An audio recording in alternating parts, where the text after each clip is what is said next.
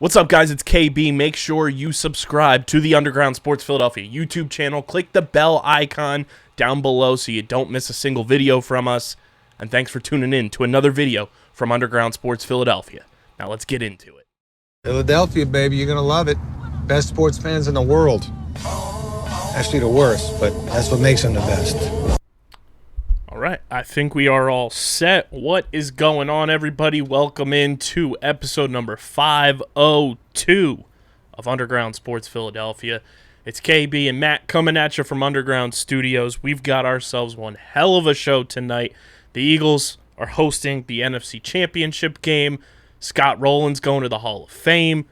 And the Sixers are the number 2 seed in the East, which is just, look how far we've come.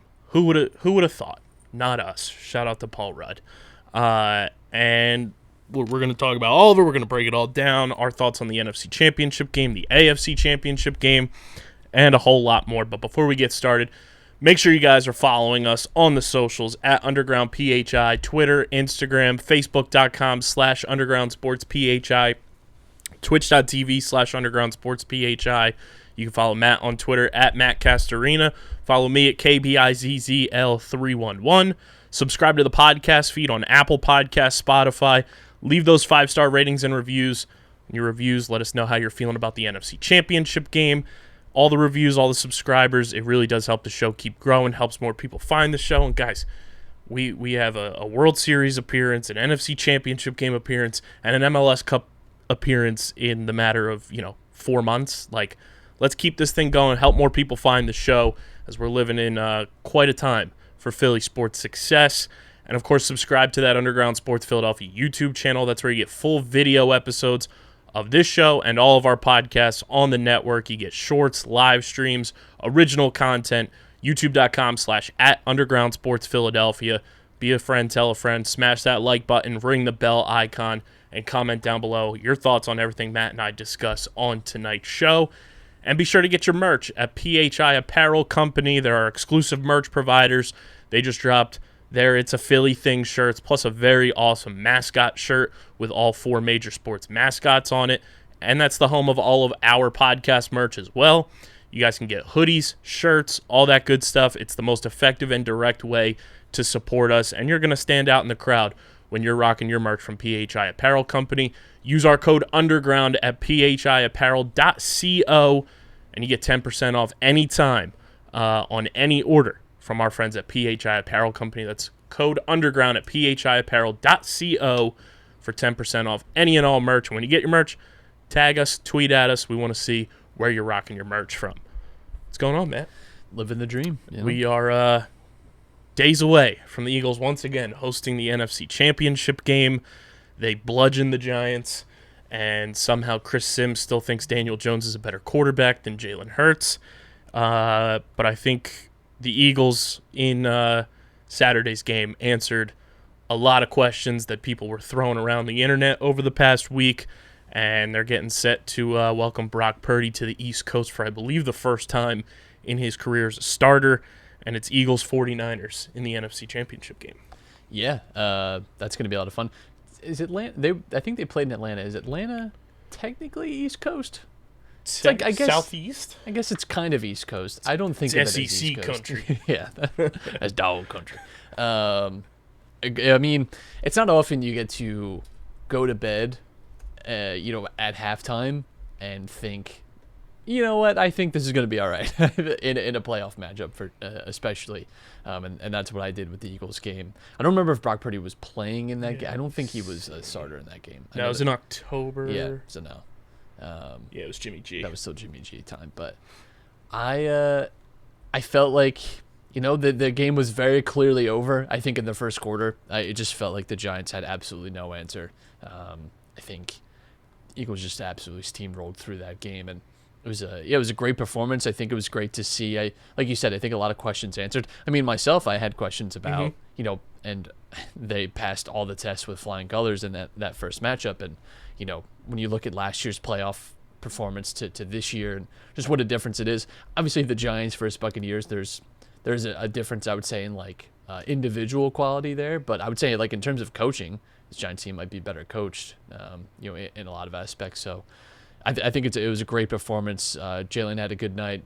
I think you saw him, like, especially as the game wore on, start to get into more of a rhythm too, which is great to see. And I think he was also starting to trust the shoulder a little bit more. They were talking a lot on the broadcast, and I think it's maybe something we didn't think about either too, is like throwing is probably not really the issue. It's more taking a hit, and he's such an aggressive runner at times. Like, he's willing to throw a body away, and saw him a few times kind of give himself up, but then also saw him a few times drop the shoulder and really lean into some contact, which I think for him too, like mentally, is probably just as important.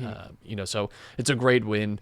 It's great too because it comes on a weekend with a lot of other like news stories where I think it sort of actually falls a little bit to the wayside, and you don't get, I think, like the overhyping that you might get in other years, with like obviously everything happening with the Bills. Pretty much all the discussion this week is about like Patrick Mahomes and his ankle, like potential Brock Purdy and the Super Bowl stuff. Like, it feels like the Eagles blowing out a division rival. Eli Apple just going full Pat Bev on Twitter. Which, by the way, it's just never good. No, it's never a good omen. But yeah, I really like their performance. I think it gives you a lot of positivity coming into this weekend's matchup for sure. Yeah, and I mean, I'm excited about the matchup. Like, I think it's going to be a really awesome game between the Eagles and 49ers. And if the 49ers offensive line gets off to the same start they did against the Cowboys, the Eagles defensive line is, I think, an echelon above what the Cowboys was this year. And they've got everybody pretty much healthy back in the rotation. You saw that against the Giants, how much of a difference maker Josh Sweat is, going up against an all-pro left tackle in Andrew Thomas, gets a sack and a half on him. I think this Eagles defensive line is one of the big keys to this NFC Championship game, because you're going to have to go toe-to-toe with that 49ers defensive line. And, in a lot of aspects, the trenches is going to, I think, determine who ends up winning this game. Yeah, Brock Purdy was 3 for 10 under pressure last weekend. And, I think, like you said, you could make the case that the Eagles defensive line is even better. I mean, they really are. They have 4 guys with 10-plus sacks on that line, and that's been kind of the way that they've gotten home a lot this year. I think speaking of like defense versus offense matchup, really it's the opposite way that I think is really the intriguing one, because you have really the number 1 offense in the NFL in the Eagles, and really the number 1 defense in the NFL in the 49ers. Like, I think that's like kind of where the big money plays are going to be made. And I think, when you're looking at the highlights, I would imagine a lot of them are going to come from there. I think for the Eagles, it's really important that you have a takeaway in this game. Brock Purdy's had some like turnover-worthy plays. It hasn't come to fruition. Actually thought he played pretty poorly last week. He wasn't amazing against Seattle either, but we've seen too that he doesn't have to be amazing for the 49ers to win, such as the quality of their team and the way that they play the game, that he doesn't have to be, even at a B- or a C. Like, he can have a C- game, and they can still win and make it look relatively comfortable. I mean, there was definitely a few moments against the Cowboys, but it never really felt in danger in that game too often. It's obviously going to be a different atmosphere when they're in Philadelphia, and all the charge. Now you're not getting the Saturday night at 8:15, along with a 1:00 Wings game, right? Which a great week for the Wings, by the way, too. I think got a lot of coverage, because everyone was onto the fact that people were tailgating for like 12 hours before the game, and I just think it's going to be a really fun matchup. Like you said, I think it's going to be a great game. And I think these are the 2 best teams in the NFC too, and I think you got that in the AFC as well. I really don't think there's a team remaining that, got here, but with a little bit of luck or whatever. Like, I think if you would ask me, I think we even talked about this, honestly, a month ago. Like, I think we were really high on the Bengals, and I think we were really high on the 49ers. Obviously, we're always high on the Eagles, and like, those are the teams that we have left, right? And the Chiefs are just kind of the ever-present like force, through the entire NFL. But yeah, I think it's going to be a great game. I think, again, putting pressure on Brock Purdy is going to be the most important thing. Jalen's going to have to be like tight with the ball. We saw, so many times, like, just the 49ers team has just such a great ability to be very disruptive in so many ways. They're good at taking away the ball. They have a great turnover differential. Like, these 2 teams are very, very equal in my eyes. Eagles probably have the better talent, like top to bottom, but I think coaching-wise, this 49ers team is very hard to beat. However, Kyle Shanahan, we saw it in this game against the Cowboys again too, where he has if there is a weakness in his coaching ability, is that he is like very conservative at times, and that can bite you, and has before, and especially in high stakes matchups. And that's where he's sort of been more willing to go in the turtle shell a little bit more, and it works for him very often, but sometimes it doesn't too. And I think Nick Sirianni is shown to be like a little bit aggressive, right? And I think that could be kind of the difference maker in this game, is that, if there's one negative thing you could say about Kyle Shanahan, is that time management and, all those things, all those kind of just like everything you used to hear about Andy Reid, essentially, is like, very similar for Kyle Shanahan. Yeah. And I think one thing, not that I ever want to give the Cowboys credit for anything, but I think one thing they did really well was they forced Brock Purdy to, throw the ball. Like, yes, their one touchdown came on the ground, but Christian McCaffrey against the Cowboys averaged 3.5 yards a carry, ran 10 times for 35 yards, and had that one touchdown. The 49ers' leading rusher was Elijah Mitchell with 51 yards on 14 carries. I think if this Eagles defense can kind of use their talent, which is, I think, a lot more present and a lot deeper in terms of, who's on that defensive line at any given time, if they can shut down the 49ers' run game and really hone in on that and force Brock Purdy to be the one to beat them, I think that works out really well for the Eagles, because on the back end for the Eagles, much better secondary than the Cowboys have. McCaffrey, too, has an injury that they're not like being super clear. He has a calf contusion. Now he's not practicing today. A lot of players won't practice on Wednesdays, and it's very common. And especially during the playoffs too, you're going to see guys get a lot more rest and practice things like that. Practice a little differently, but McCaffrey has not been the most durable player throughout his career. And you just wonder, like, he didn't look. He didn't look like the McCaffrey that we've seen, especially in that Seahawks game. He breaks off that big run, like, and part of that is the defense, but part of that too, if he is like even 10% less of what he normally is, that could be a big advantage, for the Eagles. So that's definitely something to keep an eye on. But they have so many game breakers on that offense that it's very hard. That's going to be I think one of the big challenges of this game too, is especially to Eagles defensively. I think the only area that they're not great at is linebacking and the linebacker core here. So, and if there's an area of the field that the 49ers are happy to throw the ball into and are happy to get their guys into space, there is over the middle of the field, right, where you have to worry about those types of things. Thinking of George Kittle and his like Ringling Brothers circus catches, and Deebo Samuel and Ayuk in space, and McCaffrey is obviously such like a multifaceted weapon that it can be hard to track. So there's a lot of like questions that you have to answer when you play the 49ers, offensively, right? Like, because they just have so much talent available that you constantly have to be. And then that would worry me a little. The Eagles have been very good defensively, but they also haven't been a defense that hasn't been game plan specific. They are a like set up and play type of defense, and that could be a worry, in a game like this where you have one of the best offensive schemers, in the game right now in Kyle Shanahan. Like, if you're giving him like a defense that doesn't really change, he certainly is going to be able to find ways to exploit that. And I think the other like subplot to this game too is it's, defensive coordinator wise, it's DeMeco Ryans, it's Jonathan Gannon, those two guys vying for head coaching positions across multiple teams. I think this is once again, like just like it was for Jonathan Gannon last week, more so than DeMeco Ryans. This is a head coach off almost. This is an audition for these teams that Gannon and Ryans have interviewed for, and are trying to, make their mark as head coaches and take that next step. And I think that's going to be something that, whether it's the Texans, the Cardinals, the Broncos, whoever it may be, they're going to be watching this game to see how those two guys are performing against these two, high octane offenses. Absolutely. DeMeco Ryans too has been a defensive coordinator that I think is probably been deserving of getting like some more head coach love over the last few years. But he also too has Fred Warner has been, I think, like a guy that I think a lot of people have known about for the last few years, but I think really has stepped onto people's like TV screens now, especially like last week. But through this season, I think has really gotten a lot of praise, and deservedly so, for how good he is.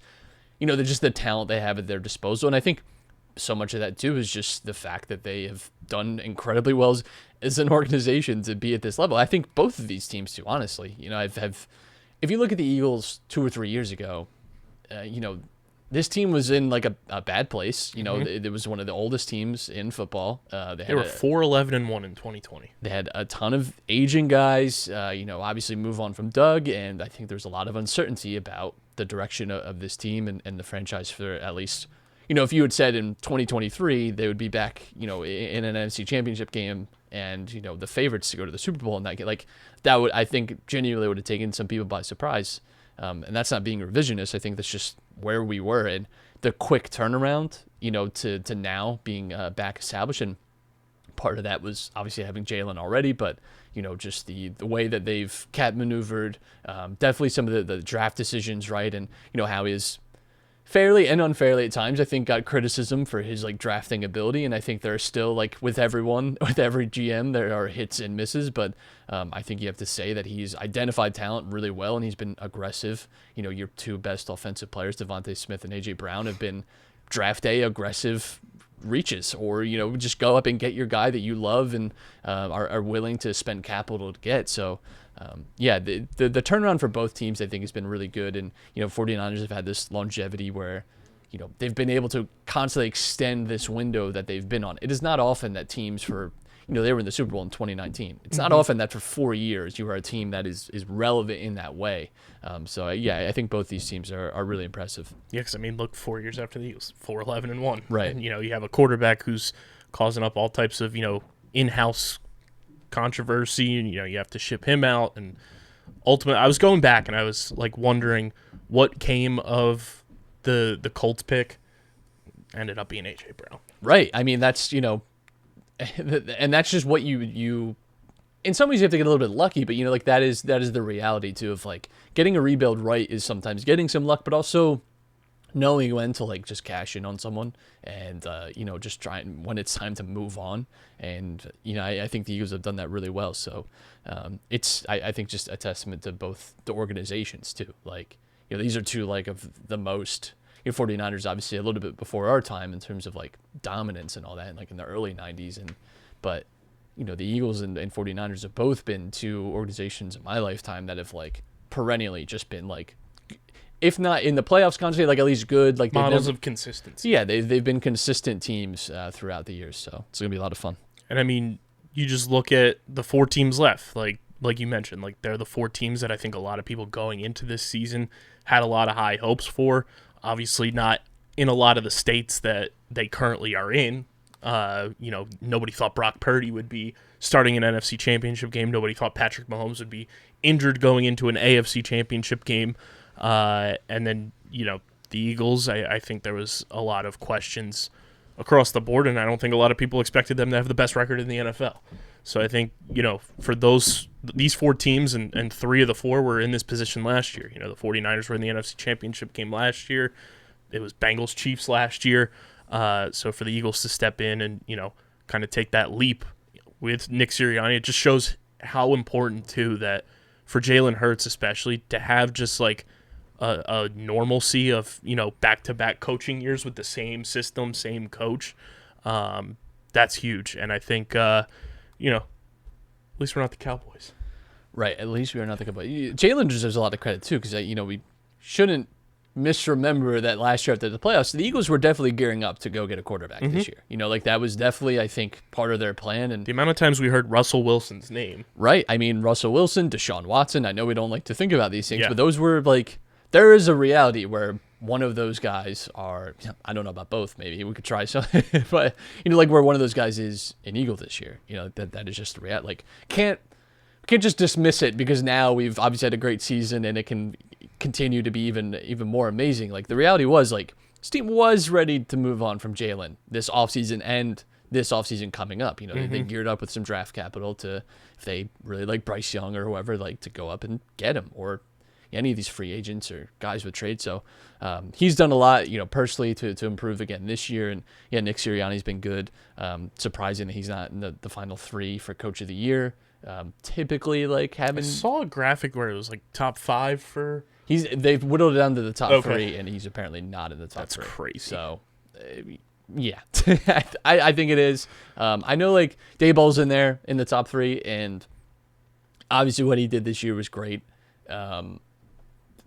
Feels a little bit though like to me, there's a massive difference between like being the 7 seed and right. Like I think that it's very annoying because to me that award turns sometimes into we thought you were going to be really shitty, and it turns out you were actually okay. Like I'm sorry, but like a year ago that team is actually not a playoff team. correct.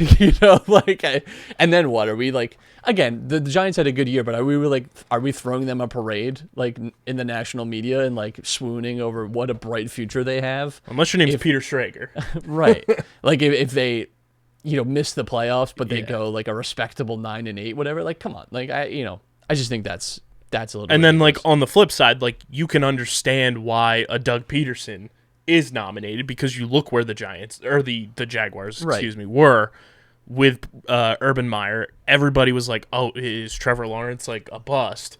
And then Doug Peterson comes in, 1 year flips the culture, gets them to the playoffs. Trevor Lawrence looks like the quarterback we all knew when he was at Clemson, and has completely changed the trajectory of an organization. Where I think the Giants, they were lucky to be in the situation they were in, and kind of knew that like this season was just like the year before they were ready to take that step. Yeah, I'm trying to find the final list. I know I saw it earlier today. It's, I think, Dable, Peterson, and Shanahan, I think, are the final 3. But yeah, Sirianni, I know, did not make it in there, which is just, I don't know. To me, It's Shanahan, Doug Peterson, Brian Dable. yeah, come on. Listen, like you can sell me on Peterson. Here's the thing. I think Andy Reid should be in there. To me, it should be Reid, Sirianni, Shanahan. In my personal opinion, because the narrative about the Chiefs this offseason too is that they lost Tyreek Hill and all this, their offense wasn't going to be good anymore. This team's going to suck, and they're just as good as they've ever been. And some of that is Patrick Mahomes led, but like, it just feels like we get fatigued sometimes and are not willing to give people credit. But at least we're not the Cowboys. At least we don't have to Sarah at McCarthy's I'll drink face. to that. Man, That's the good news. We're going to talk about those Cowboys because how about them? It's brought to you by our friends over at W Energy. They're our new sponsor. You guys see all these energy drinks out on the open market and everything, and they always try to advertise. There's, no crash, no jitters and all that stuff, and you end up trying it, and they still end up being that way. W was formulated to give you focus and energy with no jitters or crash. Their formula contains vitamins, amino acids, and nootropics, including the patented neurofactor, which has been proven in studies to help improve brain performance. There's 0 calories in W, no sugar, no maltodextrin, no fillers, and Sarah will really like this, no artificial colors, no red 40 in their fruit punch. I got W came in the mail today. This shaker comes if you sign up for their newsletter. I have the Dragonade, which is dragon fruit and pink strawberry lemonade. Gonna try it live here on the show for the first time. Live taste test. Live taste test. Feeling like Rhett and Link out here. That's spectacular. I think a lot of people too, when it comes to whether it's pre-workout or anything that comes in like the powder stuff, you're always like, oh, it's got that chalky taste. There's 0 chalk taste. I just tried it right here. Not even joking about that. And they've got tons of flavors on their website, and it's super affordable in terms of, going to your typical vitamin store or anything like that.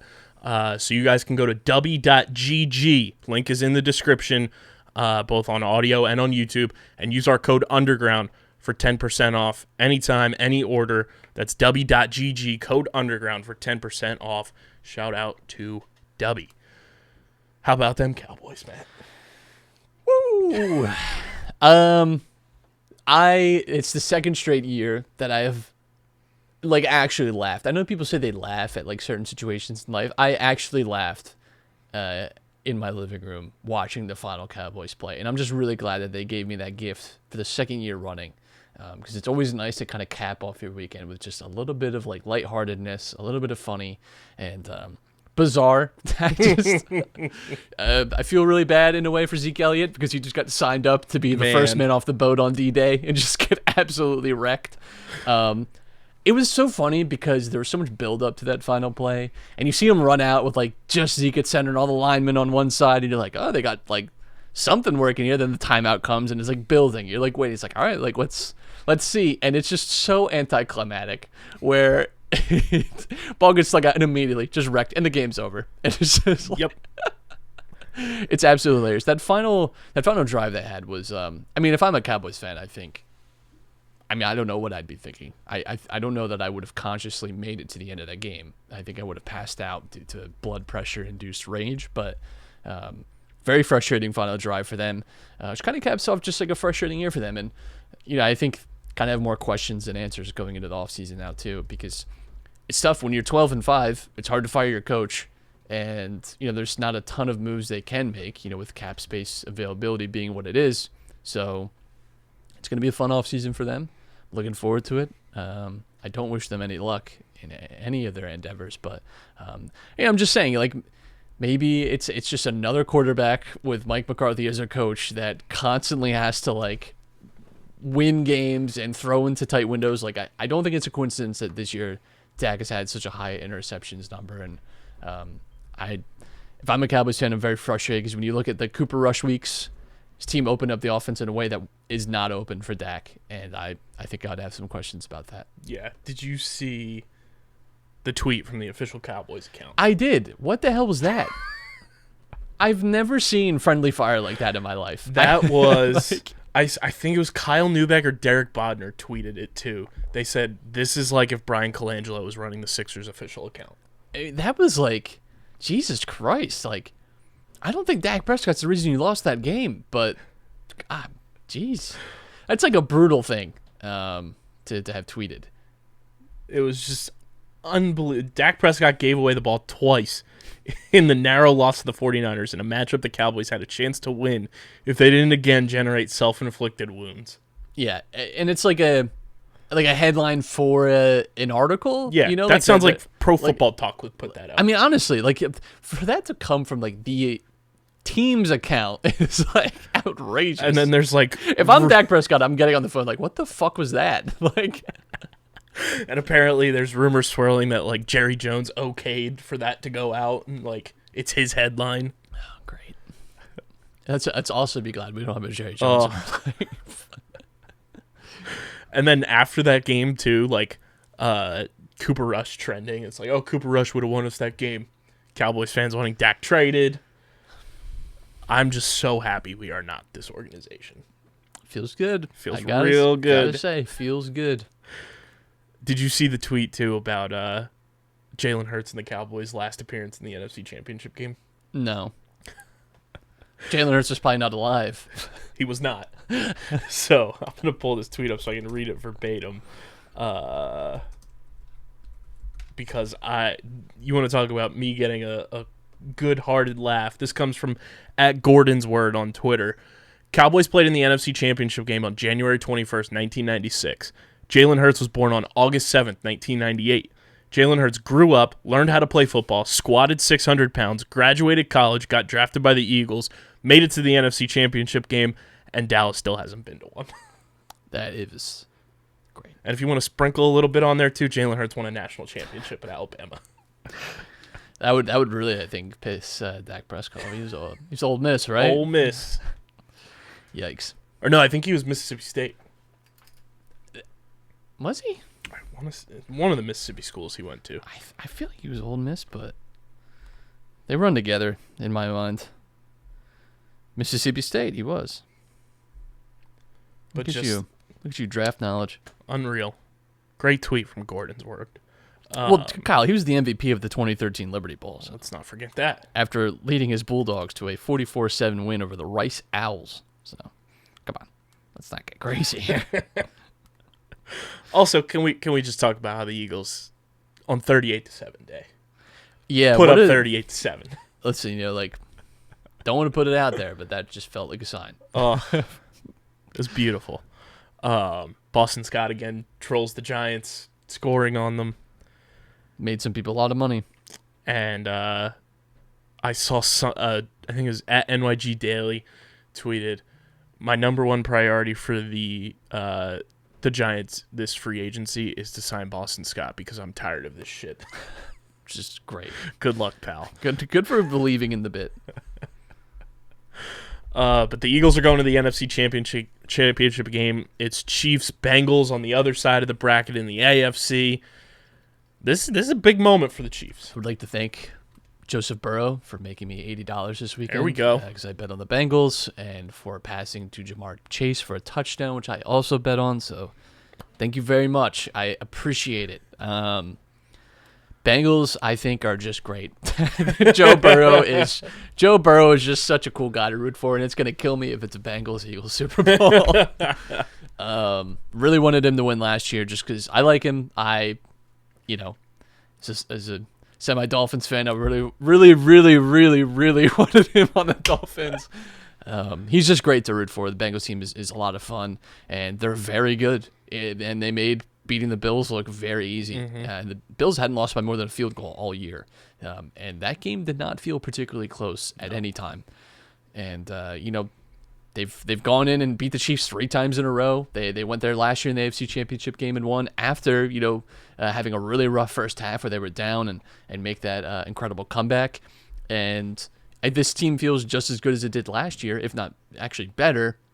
And they went to the Super Bowl. Now, it's hard to bet against the Chiefs. It's hard to bet against Patrick Mahomes, but he obviously has the high ankle sprain, which is going to affect his mobility, and that is like sort of an underrated aspect of Patrick Mahomes as a quarterback, is that he's not as mobile as like some of these other guys. He's not like Jalen Hurts, right, in his ability to get out of the pocket, but he's able to evade pressure a lot and extend plays, and we know that he's just like he's great at just like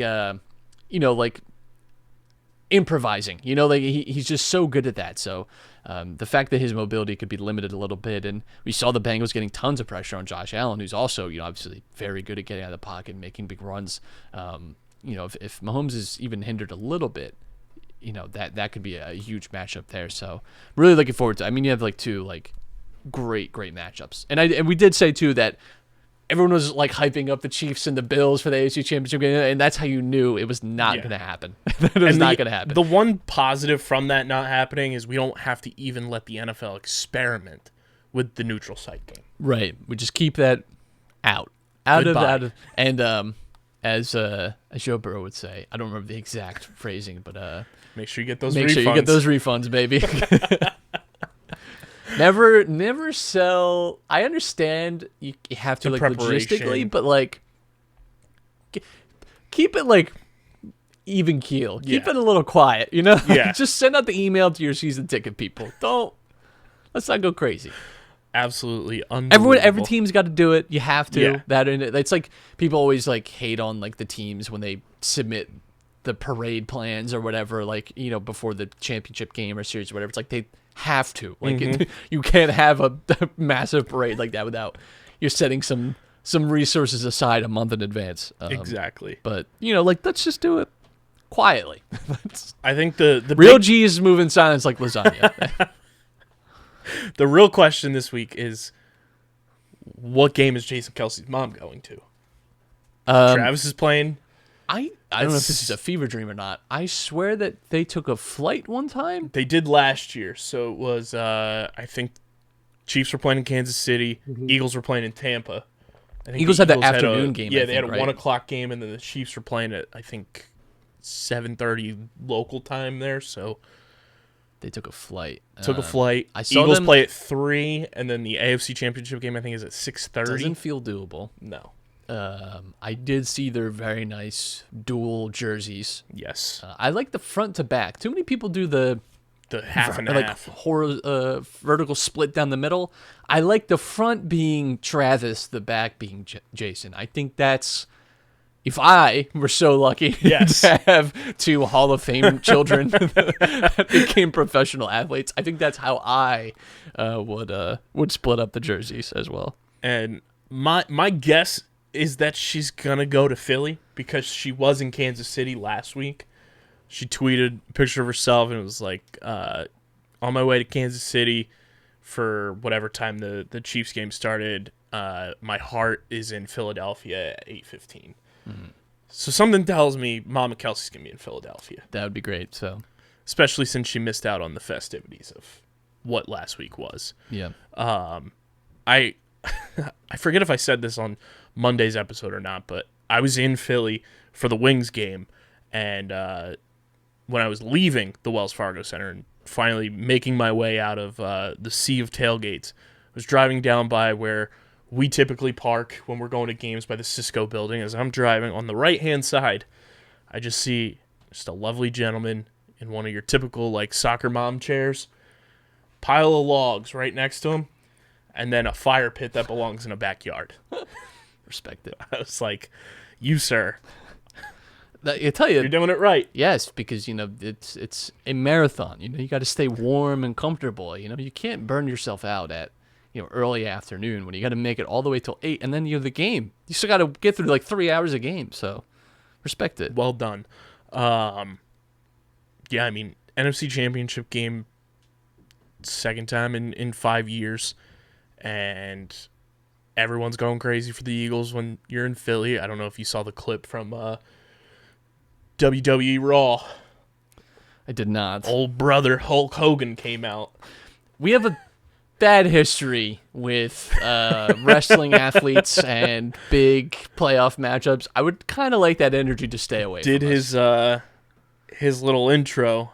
Also, for- not sure we want Hulk Yeah. Hogan that, let's, this just feels bad all the way around. Let's keep Hulk Hogan in the WWE, the World Wrestling Federation, whatever it is now, the Saudi League. Let's just keep him a little away from us. This Keep is the stink intro off. as Howie Roseman was in attendance for Raw. What you gonna do when Hulkamania, 30 years of Monday Night Raw, and those Philadelphia Eagles run wild? Oh no. We're so screwed. I've never seen Hulk Hogan look more like Guy Fieri in my life either. There's a decent amount of crossover between the two characters, for sure. Heading into the weekend, though, how confident are you?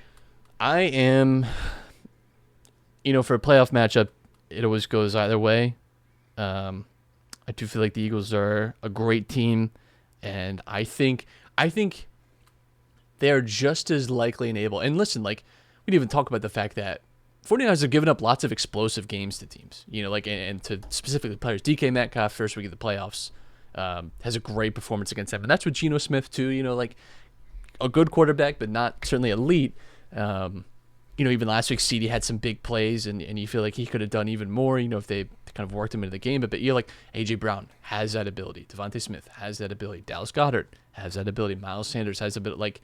Jalen Hurts even has that ability. But specifically, passing, I think this team has the ability to really break open explosive plays. Just the talk will be a lot about 49ers' ability to do that.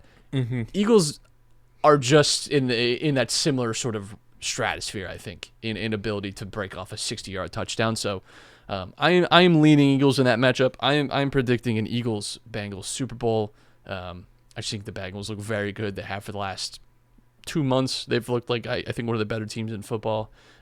It's hard to bet against the Chiefs. I think that game is much more of a toss-up to me than the Eagles and 49ers. I think both will be close. I think the Eagles 49ers will be a close game, but I feel more confident in the Eagles than I do in picking necessarily the Bengals. But I've been riding with the Bengals.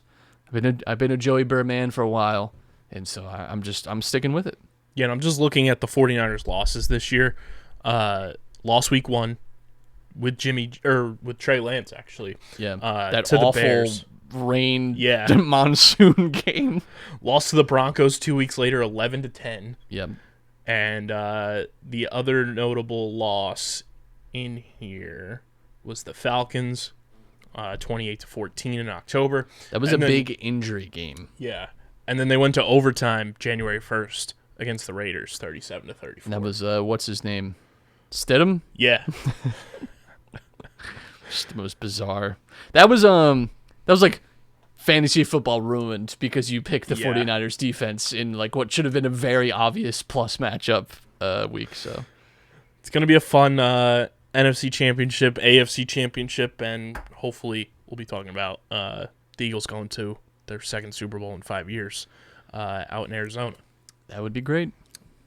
That field in Arizona. Hopefully they get that thing Yes. in as pristine condition as Exercise possible. some demons out there.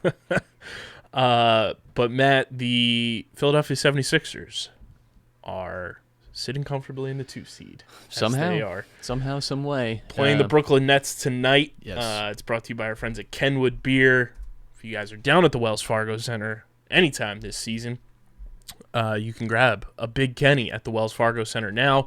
You can also go to kenwoodbeer.com and use their all-new and improved Kenny tracker to see who's got Kenwood Beer on tap in the Philadelphia area, and hopefully, according to Kenwood Beer officially on Twitter, New Jersey in 2023 as well. But go to kenwoodbeer.com. You got to be 21 or older to do so, and of course, please drink responsibly. The Nets are in town. Big one in terms of this part of the season standings. Nets, obviously, they are the 4 seed right now at 29-17. No Kevin Durant still. Sixers at 30-16. 3.5 back of the Celtics. How did we get here? Great coaching. And, I think it's amazing, too, because, earlier this week, they went against the Kings without Harden and Embiid, despite being down a significant amount. And it's kind of a crazy end of the game, too. Harrison Barnes has the ability to tie the game. He gets fouled on a 3 and misses the first and then has to intentionally miss the last. It's kind of amazing that they scraped their way with a win out of that one, but that was their 5th straight. And that's been kind of the story of this Sixers season is 5 or 6 straight, 2 bad losses that kind of frustrate you and then, again, reel you right back in with another 5 straight. And, they've really turned things around. And Embiid now officially the top scorer in the league. Which is great to see. He's playing tonight. He was a game-time decision, so it's great to have him. Harden playing. Maxey is, in their absence against Sacramento, had a really strong game, strong performance. So D'Anthony Melton have a good game. I think they made good moves in the offseason. We can't lose sight of that. I think they've made some good decisions, and even at the trade deadline last year, but. It's the thing we keep saying, and it gets exhausting to say, but it's just something we have to keep in mind to avoid ourselves from really getting crushed, is that this team has done this to us before. They've been one of the top seeds, and it hasn't mattered because in the playoffs, they've just had this uncanny ability to just lose and lose in frustrating ways. So it's fun, though. It's fun to be back in on them in some ways, at least, and to watch this team play well. I'm excited for tonight's matchup, obviously, too, because, it really hasn't felt like we've gotten really that good, and it still hasn't because we don't have Durant in this game, but it just feels like every time the Nets and Sixers play, there's someone missing or there's some other thing going on that I think kind of detracts from the attention. Yeah, and it's the first time we get Embiid versus Simmons. Right, and that's worth it. We're on poster watch. For the love of Christ. There's nothing I need more than Ben Simmons giving everyone, it's Chick-fil-A this year. It's not like the Frost anymore, but giving everyone bricking for chicken. Yeah, that's what we really need tonight. He's shooting. Let me ask you this actually: what do you think off the top of your head, Ben Simmons' free throw percentage this season is? Keep in mind, typically as a Sixer, he was in this 60, 61 range. This season, what is his free throw percentage? I feel like I might be too low, but I don't think there's ever anything truly too low for Ben Simmons' free throw percentage. But I also might be too high. I'm gonna go a conservative 33%. He's shooting. Let me get the exact number, the exact guy here. It is 0.434%, so 43% from the free throw line. If that was 3 points, damn, is that Desmond Bain? Man. But yeah, nice. He's been. It's just I was watching right as we're doing this. I'm watching the ESPN stuff on mute, and they're discussing the Harden versus Simmons trade, and it's that's how I get that they have to. I feel bad for the people. I obviously couldn't hear what points they were making, but I would not want to have to be assigned that segment to try and somehow argue in favor of Ben Simmons. They're showing a great montage of Harden in a Nets jersey and in a Sixers jersey and Ben in a Sixers jersey and a Nets jersey. It's good stuff. Our good friend Sixers Adam covering the game tonight for the Ricky. Just tweeted Ben Simmons was in full uniform shooting free throws while Matty Cord announced the Sixers starters. It's just weirdo behavior. Mina Kimes said a long time ago now, I think, and I still think it's the most accurate thing anyone has ever said, maybe about sports ever. He said that Ben is a cat person and Embiid is a dog person. And that is just, that has really stuck with me. That has really stuck with me. It is so true. Ben has such cat behavior, and Embiid has such, honestly, like and Embiid is such a dog guy. Like, it's amazing. That is so accurate.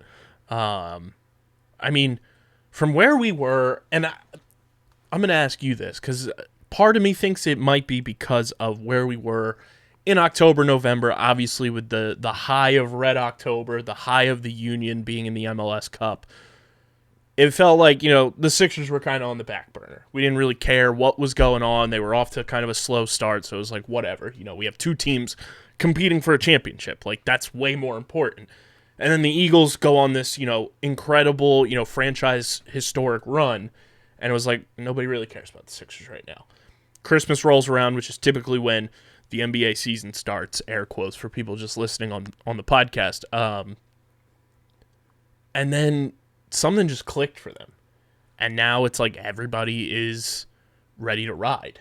Even though, the Eagles are getting ready for the NFC Championship game, you still kind of keep your peripherals a little bit on what's going on with the Sixers. And I think recently, part of that is to do with the 5 straight wins on the road, on the West Coast road trip, which in the past feels like that never happened.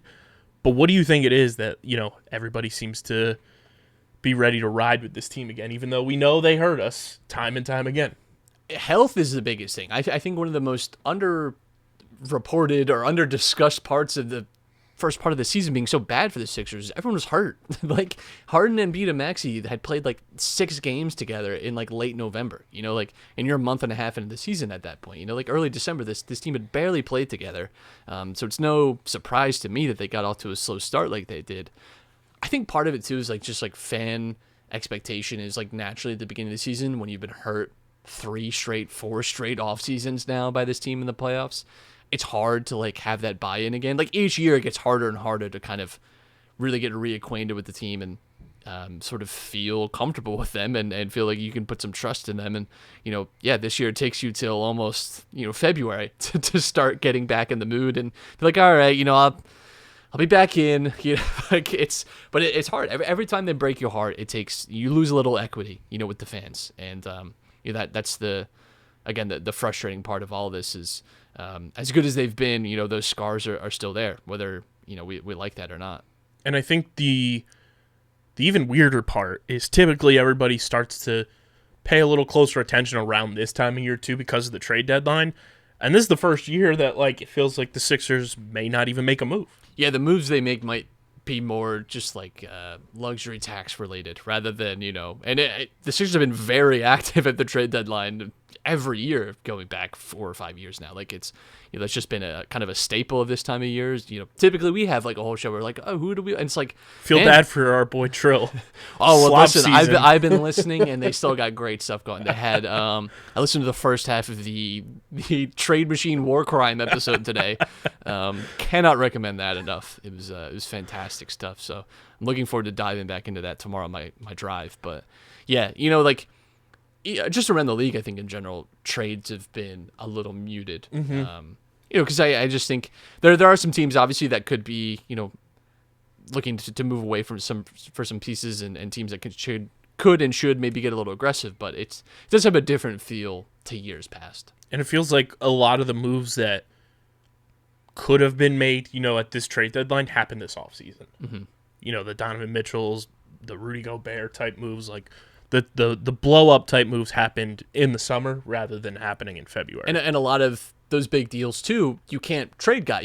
There's a moratorium on when you're able to trade them too. So there's a lot of movement and action this summer, and that's not atypical for the NBA, of course. But I think that is also limited a little bit. Maybe all the different types, because all it takes is 7 or 8 guys to be not able to be traded at the deadline, and all of a sudden that has like a pretty serious like domino effect on everywhere else in the league. So, I it's exciting for the Sixers just in terms of like you look at like this.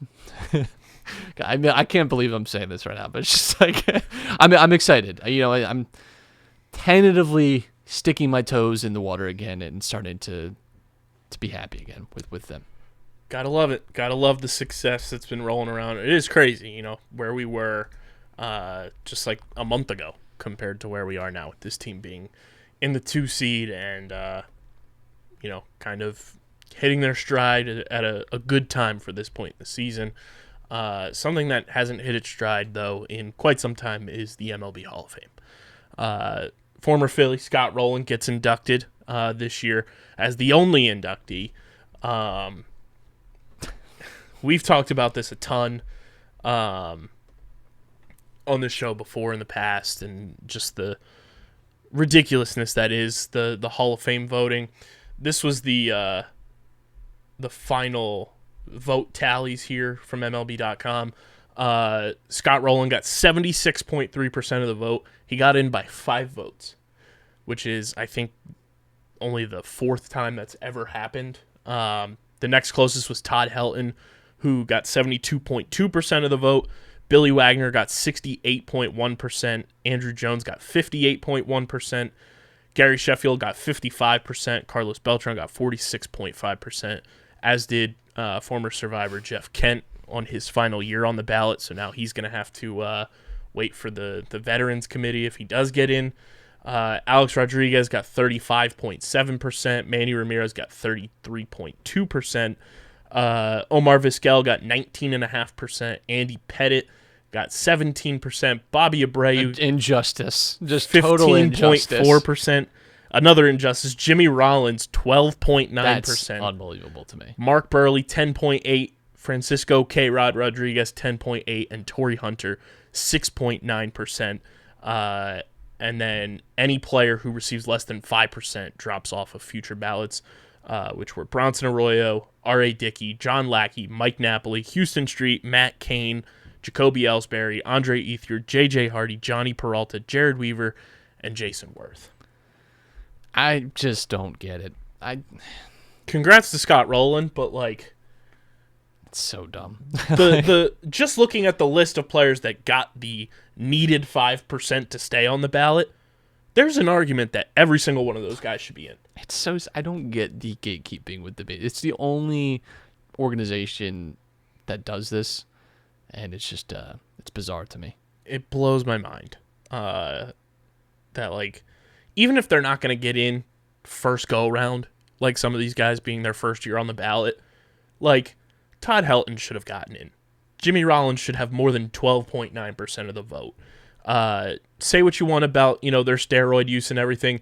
Alex Rodriguez, Manny Ramirez, and Andy Pettit should be in the Hall of Fame. Yes. Like, there's no reason that those guys should have less than what the allotted vote total should be. Billy Wagner should be in. Gary Sheffield should be in. Andrew Jones should be in. It's ludicrous. But, I mean, Scott Rolen gets in, and it was kind of weird to see a lot of the graphics rolling around showing Scott Rolen in the Phillies uniform, because it felt like he just detested Philadelphia. Our good pal Jack Fritz tweeted too. It was like, if Scott Rolen never forced his way out of Philadelphia, we could have had like one of the greatest infields collectively of all time of Ryan Howard, Chase Utley, Jimmy Rollins, Scott Rolen. It turned out okay for us. Yeah. But yeah, there is that. Oh man. It feels so weird too that like one guy gets in and that's going to be your Hall of Fame ceremony this summer. Just bizarre to me. I just don't get it. I never will.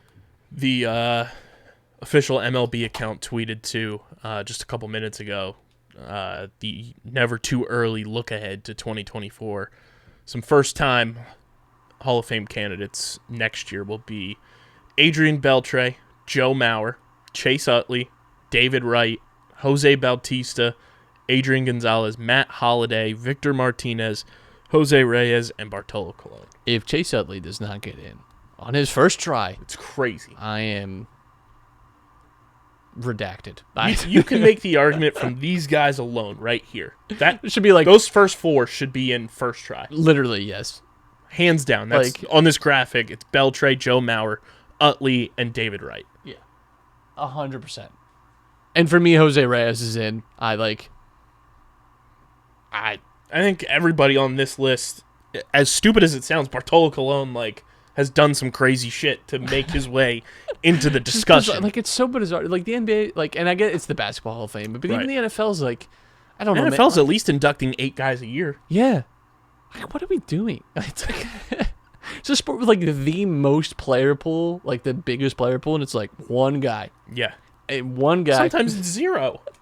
It's so dumb. It's ridiculous.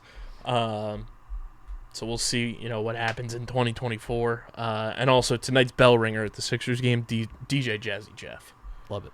We'll see what happens there. The Phillies also announced their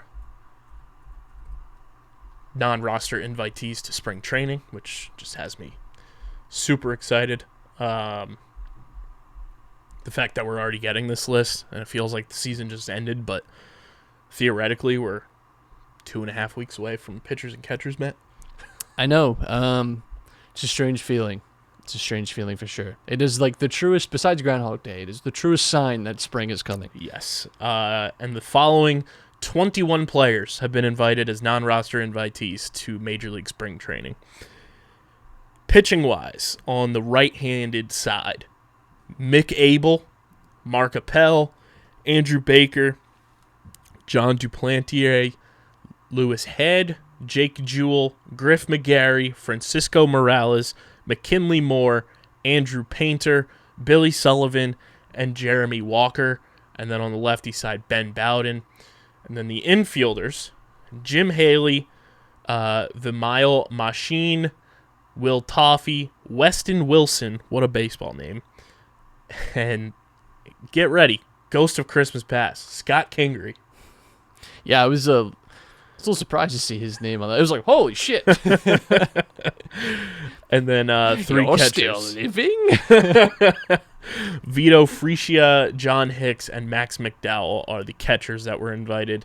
No outfielders invited here, but apparently they're going to be using Scott Kingery as an outfielder during his time in spring training, which makes sense.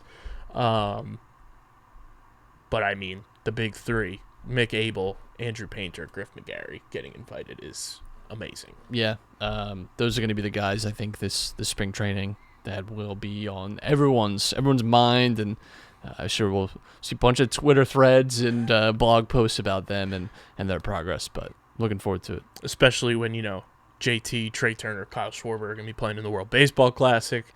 You're going to get additional time to be watching some guys who you probably won't see a lot of. Unless your name's Andrew Painter, probably, because, again, Rob Thompson teasing that he might make the opening day roster, along with Dave Dombrowski doing the same thing. And apparently at the, I think it was the Philadelphia, Pro Sports Hall of Fame or something induction, people were asking Dave Dombrowski if there were any other moves planned for this offseason. He said, I don't think there's any other big moves, and then he just winked at everybody.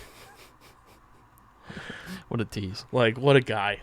The fact that we had that wet paper towel, Andy McPhail, running this team during some of the core years of a rebuild, I'll never forgive that fact of hiring right there. But luckily, we got Big Baby Dave ready to rock and roll for us. Yeah. I'm glad the Clentac era is in the rear view. Although I think he's still, what is he doing? I think he's with the Brewers. I know before that he was a greeter at the Diamond Club or whatever weird job. He was getting Dave Dombrowski's coffee. Whatever weird job we ended up giving him. But. Let's see. Is he with anybody now? I do think he ended up somewhere. I do remember us react to him. Yeah, they hired the Brewers hired him in January of 2022 as a special assistant in the organization. Whatever that means. He's very special. He's very special to them. Man. And I'm good for them, I guess. Crazy. Thank goodness. Shout out to Dave Dombrowski. But man, what a week it's going to be. The Union also make a move today. Traded for a defenseman from Miami. I want to pull up their official tweet about it. Yeah, we're almost back in Union mode. We've got Damian Lowe from Inter Miami in exchange for 2023 GAM and more. Mm-hmm. Which, as the Twitter kids say, explain this to me in NBA terms. I don't know that I could. I'm not as I'm gonna familiar pull with up him the as a player. Article here. But defensively is like one area, like for depth, that the Union could definitely explore some options. But largely speaking, it's going to be, like we talked about, it's the same lineup, starting 11 pretty much that we had last year. No huge misses in that department. So that's going to be very exciting. Yeah, so it's in exchange for $225,000 in general allocation money in 2023 and a 2024 natural first-round draft pick. And as part of the agreement, Inter Miami will also receive homegrown priority over Shanadar Borgelin, with Philadelphia retaining a percentage of any future transfer over that player. Right. So exciting stuff. We're pretty close to Union season. And Matt, I know we do this when it's fully announced, but we did get updates on the promotional roster for the Phillies this season. And AJR has a post-game concert. That is impressive. That's a big deal. At Citizens Bank Park on Saturday, June 10th. They also added some other promotional items that I want to pull up. Destiny Legardo tweeted about this the other day. And I was like, well, I guess I'm going to every single game of the Dodgers series because it's some great promotions that are going down during that one. And here we go. So there's a Dick Allen bobblehead day, Trey Turner shirt for the kids, Alec Boehm headband for the kids, Bryce Harper Funko Pop for the kids, and then the AJR postgame concert. I think I'm going to be borrowing my nieces and nephews Yeah. a little bit. 100%.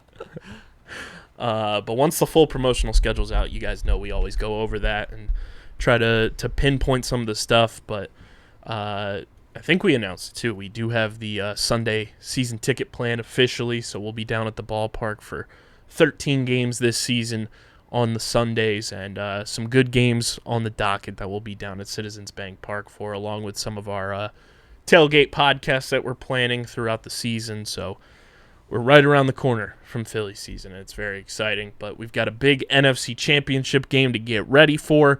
And make sure you guys are following us on the socials at Underground PHI to stay up to date with everything with our coverage of the NFC Championship game and all of your favorite Philly sports teams. It's at Underground PHI on Twitter and Instagram, Facebook.com/Underground Sports PHI, Twitch.tv/Underground Sports PHI. You can follow Matt on Twitter at Matt Castorina. Follow me at KBIZZL311. Subscribe to the podcast feed on Apple Podcasts, Spotify, wherever you get your podcasts. We're there. Leave those 5-star reviews. Let us know your excitement about the NFC Championship game. And, of course, subscribe to the Underground Sports Philadelphia YouTube channel. That's where you get full video episodes of this podcast, every show on our network. You get live streams, original content, shorts. We've been pumping those out like crazy, so go subscribe. We're at 360 subscribers right now on the YouTube channel. Trying to get to 400 by the end of the month. We still got a couple days. You got about a week. So go subscribe, be a friend, tell a friend, share the channel with your people, smash that like button, ring the bell icon, comment down below your excitement for the NFC Championship game. And big thank you to our sponsors, Main Auto LLC, Security 21 Security Systems, Paul J. Gillespie Incorporated, the Dental Wellness Center of Vineland, and of course our awesome merch partners, PHI Apparel Company. Go get your merch. It's the most direct and effective way to support us. Is by getting our merch with our code UNDERGROUND at checkout for 10% off any of our merch or any merch on their website at phiapparel.co. This has been episode number 502 of Underground Sports Philadelphia. For Matt, I'm KB. Go Birds. And until next time, we are signing off. Peace.